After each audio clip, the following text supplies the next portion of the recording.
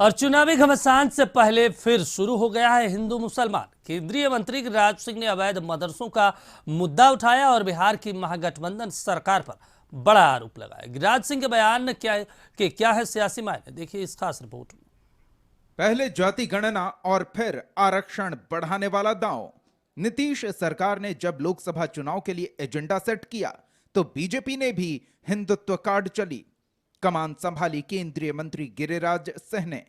मुद्दा उठाया अवैध मस्जिदों और मदरसों का और निशाने पर रहे नीतीश और लालू। बिहार की सीमा नेपाल और बांग्लादेश से जुड़ी है तो गिरिराज ने आंतरिक सुरक्षा को खतरा बताया।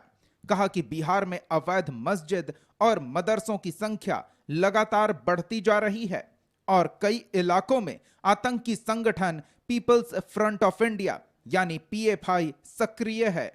बिहार में अवैध मस्जिद और अवैध मदरसों की बाढ़ हो गई है। बिहार बांग्लादेश बॉर्डर और नेपाल की बॉर्डर से सटा हुआ है। इन बॉर्डरों पर तो और ज्यादा हो गया है।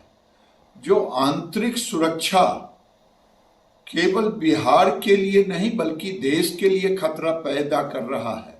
पीएफआई वहां सक्रिय है और बिहार में 18% मुसलमानों की आबादी है और इस अवैध को बंद करके वैध मदरसों में विज्ञान की पढ़ाई शुरू हो और अवैध को तत्काल बंद करें।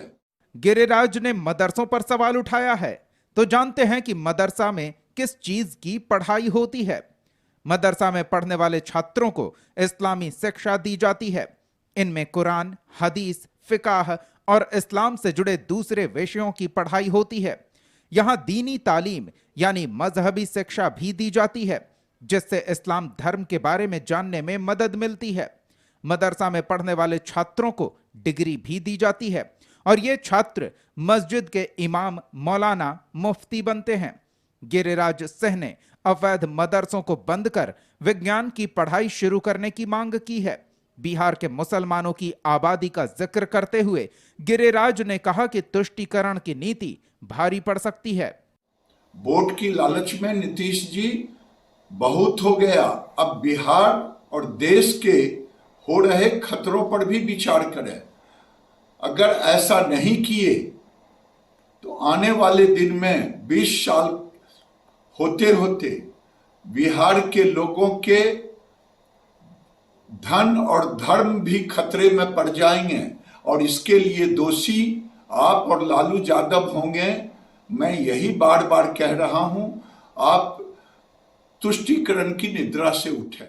मदरसा की शिक्षा हासिल करने के लिए उम्र की कोई सीमा तय नहीं है। बिहार में करीब 2500 मदरसे हैं जिनमें से 1942 को अनुदान मिलता है। साथ ही एक मदरसा बोर्ड भी है। शिक्षा विभाग ने नियमावली भी बना रखी है और मानक पूरा करने वाले मदरसों को ही अनुदान दिया जाता है, यानी पूरी तरह जांच के बाद ही संबद्धता दी जाती है। जेडीयू प्रवक्ता नीरज कुमार ने मदरसों को अवैध कहे जाने पर सवाल उठाया। साथ ही गिरिराज सिंह से यह भी पूछ दिया कि संस्कृत विद्यालयों के लिए क्या किया गया। संस्कृत विद्यालय के लिए क्या किया, जरा यही बता दीजिए। मदरसा तो पेट में दर्द हो रहा है, लेकिन संस्कृत विद्यालय का क्या होगा, वेद विद्यालय का क्या होगा। केदारनाथ के गुफा से एक बार भी मंत्रोच्चार इस बात के लिए नहीं हुआ कि संस्कृत विद्यालय का हम पुनरुद्धार कर दें। मदरसे में अब आधुनिक शिक्षा दी जाती है और अल्पसंख्यक कल्याण मंत्रालय क्यों खोले हुए हैं। ठीक है, शाहनवाज जी को जलील करना है, जलील करते रहिए। आपको जलील करने का अधिकार राजनीति में आप लोग को है, लेकिन इसका मतलब यह नहीं है कि आप किसी भी संस्था के बारे में अवैध कैसे कह रहे हैं। आप क्या प्रमाण है आपके पास? मंत्री अशोक चौधरी ने भी मदरसों को अवैध कहने पर पलटवार किया। तर्क ये कि इन मदरसों में पढ़ाई हो रही है और छात्रों को शिक्षा दी जा रही है। मदरसों में एजेंडा चलाए जाने के आरोप पर कहा कि एजेंडा तो बीजेपी भी चलाती है। नहीं, 3000 मदरसे अवैध हैं तो उसका लिस्ट केंद्र सरकार भेजे बिहार सरकार को, और केंद्र सरकार वैसे अवैध स्कूलों का भी लिस्ट भेजे जो बिना डीओ के परमिशन के, बिना शिक्षा विभाग के परमिशन के चल रहा है। मदरसा चल रहा है तो आप बोल रहे हैं, और स्कूल चल रहा है तो आप काहे नहीं बोल रहे हैं? संस्कृत विद्यालय चल रहा है तो क्यों नहीं बोल रहे हैं?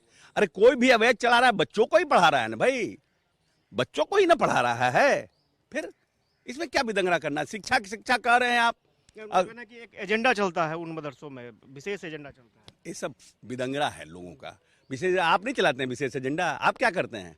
आप तलवार बांटते हैं, आप झंडा बांटते हैं, ये सब नहीं पता है कि आप क्या करते हैं।